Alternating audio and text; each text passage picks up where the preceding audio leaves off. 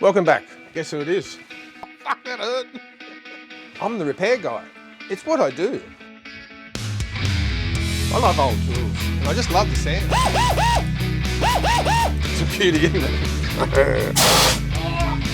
Hey Google, turn on the grinder.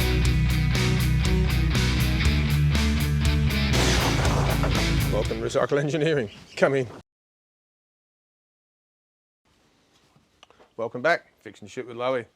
I promised you a little while ago that I was going to get back to a Malvern Star Autobyke. We've gone up to Nabiac a couple of times, we bought some spare parts, and today is the first test ride.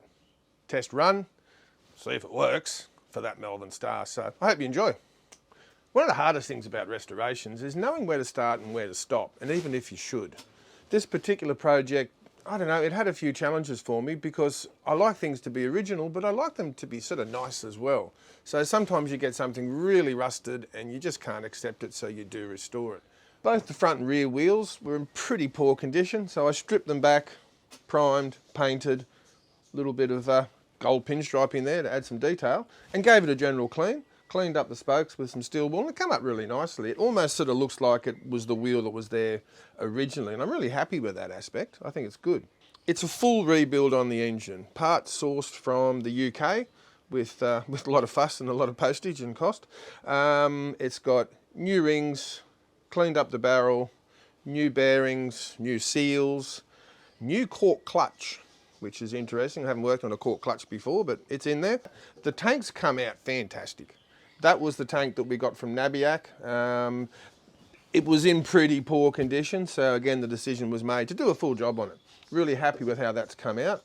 Fixed up the rear mudguard as well. It was sort of in really poor condition. We just added some embellishments there, and the rear wheel. Everything else as well, the brakes, the bearings, everything else has been cleaned and serviced, but I really wanted to make it as original as possible. That's what I like about this. I want this to be a 1950 bike, not a shiny new toy that's been made to look modern. So yes, the tank and the guard do glare out a little bit, but the rest of it's really original, and I think that's really good. Anyway, we need to get it filled up.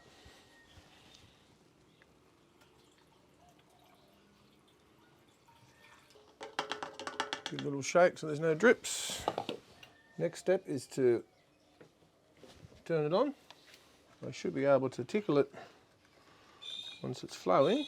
The little tickler they put on these is like a choke. What it does is it pushes the float bowl down, makes the carby flood, and gives excess fuel. There's only one thing to do now.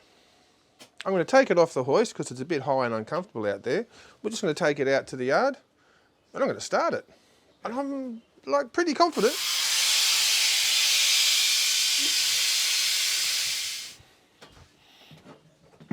It's got a little choke here that just simply restricts the airflow, so I'll give it a little bit of choke.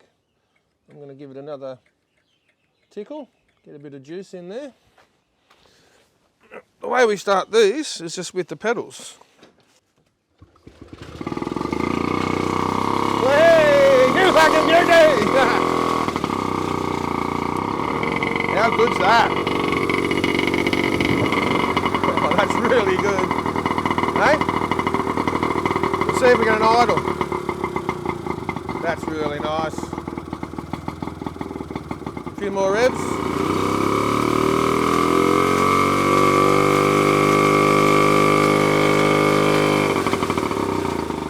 Well, that really surprised me.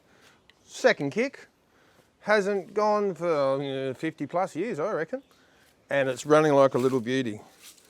Tomorrow's a business day and I'll be down to the RMS promptly with some paperwork and some forms. Once I've finished off the hand grips, and hopefully they'll come, they're due on tomorrow as well, we'll get everything fully legitimate. It has to be the way it was when it was released. That's one of the rules of historic registration. It is absolutely complete. They didn't necessarily let them come out with lights, they were an optional extra.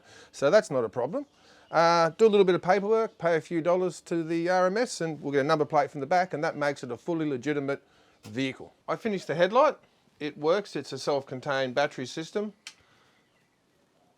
I've gone for LEDs. It's not exactly period, but very low consumption and functional, and I don't mind a little bit of old with the new. We've got a tail light at the back as well that comes on and actually lights the number plate at night time if we did need it. And the other thing we've done is put a couple of hand grips on which obviously you need to ride around on. I've got some nicer ones on order, some leather ones, but they'll have to do for the moment. And we've got a number plate in the back as well, which is means it's ready to ride on the road.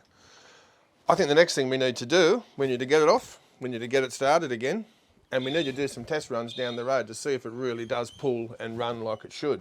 Because it runs as an engine doesn't mean it's got any power.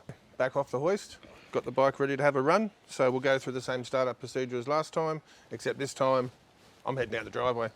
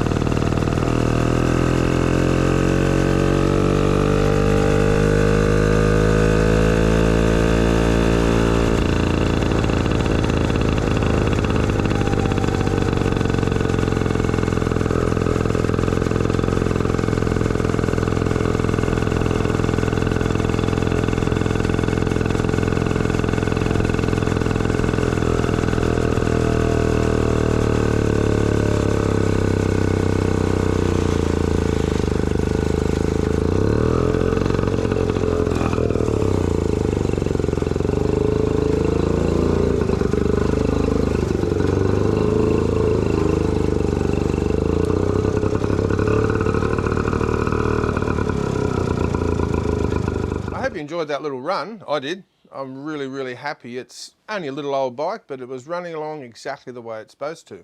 One of the things I read about said it was top speed about 35-ish kilometres an hour. I did the trusty speed test on the phone and I got a maximum speed of 42 kilometres an hour. Maybe a bit of a tailwind in that, but that's good speed for a single speed little motorbike.